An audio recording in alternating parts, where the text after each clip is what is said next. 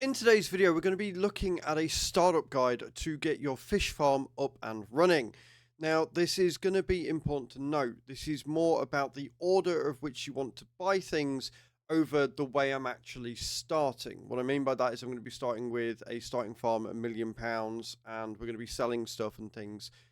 That's not really important. Like, that's if you want the easiest time of it. But if you want to do a challenge run, you can customize this startup guide however you want, take in bits, leave out bits. If you want to make it harder on yourself, you can. If you want to spawn in more money to get it done quicker, you can. This is just an easy startup guide of the order you're going to want to be buying things in to make your time a lot easier. This is also going to be based around building your windmill so you can produce your flour so you can then make your fish food down the line.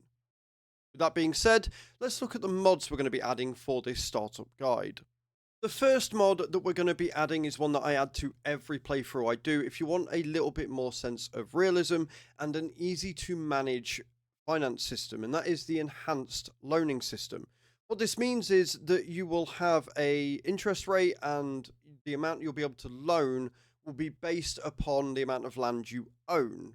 And it just makes it more realistic. You can set the term over 3, 5, however many years you want to. What this does is it removes the lack of accountability from the loan system that's in base game. It means that you can track your finances, and if you need to get out of a pinch or get one of the materials you need for the farm to progress, you can do that and not have to be like, oh, I don't have to pay it back. There's no consequence. Because if you don't pay this, you will lose money, you will lose your save. So if you want a more realistic thing, this is a mod that I would highly recommend adding to every save you do. The next mod is very similar in vein to this, and it's the financing mod.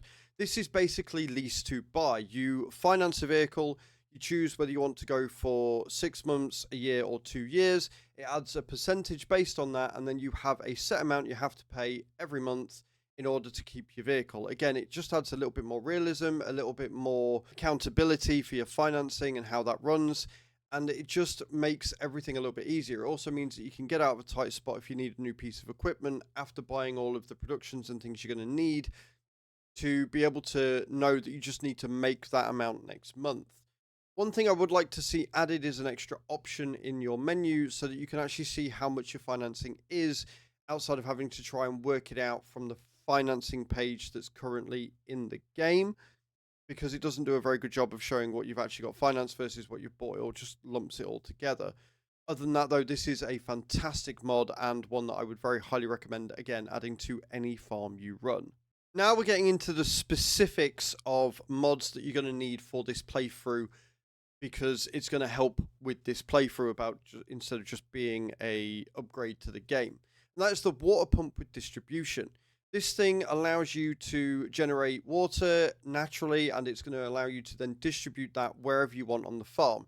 You're going to need that for some of the productions that we're going to be using, so getting one is really advantageous. It is a little bit broken. It only costs £3,000, but it is a good addition to your farm and takes one job less that you have to do unless you want to spend all your time going carting water from the river to the productions that you're going to need.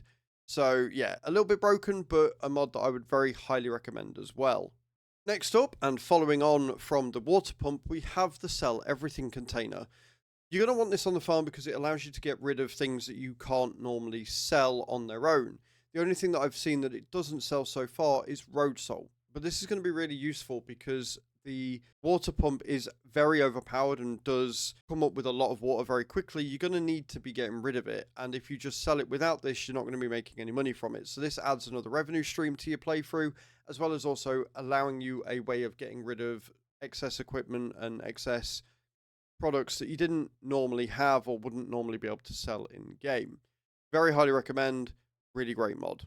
Next up, we've got the Lizard Forage Pickup. This is a fantastic mod and allows you to pick up things from bunkers, as well as also making collecting grass and stuff a little bit easier as well. You're going to need this for the debris crusher, which you are going to need in the startup guide, because again, it just makes life that little bit easier. And finally, you're going to want production storage control. This is going to give you greater control over your productions. It adds an extra option for keep. This is going to be really, really handy if you want to not have to worry about pallets spawning all over the place and things. You can just spawn them all when you want them, and it just adds a nice touch of something that really should be in base game. So yeah, I really highly recommend this as well. Once you've done that, you're ready to start your game. Now, these are the settings that I'm going to be using for this playthrough. Again, if you don't want to do that, or if you want to make it more challenging on yourself, you can. It's more about the order of things that you're going to need to be buying in. If you're a newer player, you're not really going to want to be starting on a super hard playthrough. So, you're going to start with 1 million. We're going to have no loan. We're going to put it on normal difficulty because I think easy is a little bit too easy and normal is fine. You're going to want to start farm. Unless you're an absolute new player playing for the first time, you're not going to want the guided intro tour. This is the setup that I always choose when starting a new farm or a new map, just to see what the map's all about, and it gives you the most flexibility. This is also going to allow us to get set up with all the productions we're going to need to get that windmill built so that we can start making the fish food with the flour as one of the ingredients. When you have loaded in, it gives you your start farm, which is plot 49, 50, 20, 22, and 23. 50 has some cows on it, you've got a few sheep, and you've got a grain silage, bull cull, you've got some nice decorations. All in all, not a bad little starting plot. You've also got some really nice equipment to use. What you're going to do is you're going to take this million that you started with, if you're starting with the exact same setup as me. You're going to go to plot 71. You're going to buy it immediately for £101,000. That's a lot of money. Gives you another cow barn with nothing in it. You're then going to visit. You're going to go to your shop, you're going to go to construction, and then you're going to remove everything off of here because it doesn't give you a second farmhouse. This doesn't actually do anything, so you're going to sell that. You're going to sell the cow barn for 73. You're going to sell the bulk coal for another 83,000. You're going to sell all the sheds and everything. And you're going to actually make money from this. You're actually going to make a profit, which is nice. It's quite handy. And that's going to give you even more starting funds that you can then run with. Then what you're going to do is you're going to buy yourself a cement factory. The reason why you're going to buy the cement factory is because you're going to need it for the first stage of construction with your windmill. And you're going to need the windmill. If you're doing this quote unquote properly, you're going to buy the windmill, which is going to allow you to make the flour, which is then going to allow you to put stuff into your fish food. So you're going to buy that first. That's 370 grand gone. So it's a good job you made profit from this. Then you're going to scroll down and you're going to go to your debris crusher. And this is going to give you your source of stone outside of contracts and things. It's going to give you a nice steady stream of equipment that you're going to need. Once you've got those two down, you are then going to go to plot number 60, which is where your windmill currently resides. And you're going to buy that immediately as well. That's 457,000. And that is going to allow you to keep track of what it is you need to build your windmill. What you're going to need to build your windmill straight away is your cement bags, which is why you've got your cement factory here. Then what you're going to do is you're going to activate this and you're going to change the output mode to spawn because you're going to want them. And that is going to set you up immediately to get that first stage knocked out the way. It's also going to be a really nice source of income because the amount of stones that Debris Crusher actually creates, you're going to be able to fill that cement factory up really fast and then just sell the excess stones. And that's going to give you a lot of money each day in-game, depending on how many days per month you have it set to. Next, you've got 220 grand. What equipment are you going to need? Well, you're going to need the forage wagon or the forage pickup that we added as a mod. So the easiest way to find it is to go to your mod setup, go down here, 65 grand, boom, done, bought, job's a good one. You're then going to, if you've got the starting farm, you'll have a trailer with it. It only holds 19,000 litres, which isn't a huge amount, but what you are going to need is you're going to need a flatbed.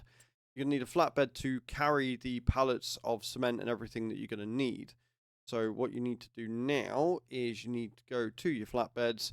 I recommend the FarmTech DPW 1800. It's a really good size. It's a really nice price. And it's going to allow you to hold everything you're going to need and take it to the windmill.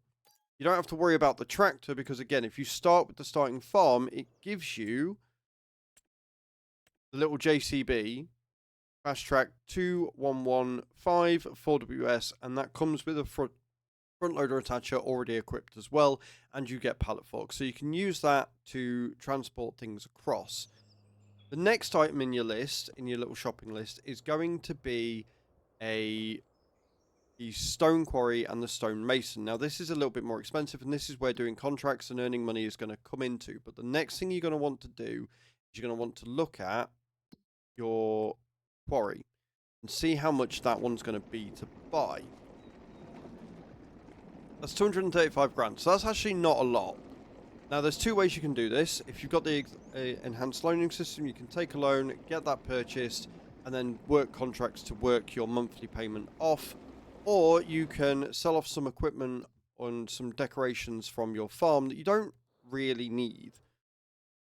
It depends how much you want to keep the aesthetic of the farm, because you don't really need the bunkered silo, and you don't really need the bulk haul, because you're not going to be storing anything just yet, as you're not going to be running the grain mill until you've got the windmill stored, and by then you can buy, honestly, better, smaller, more efficient silos later on. So it's really down to you what you want to do.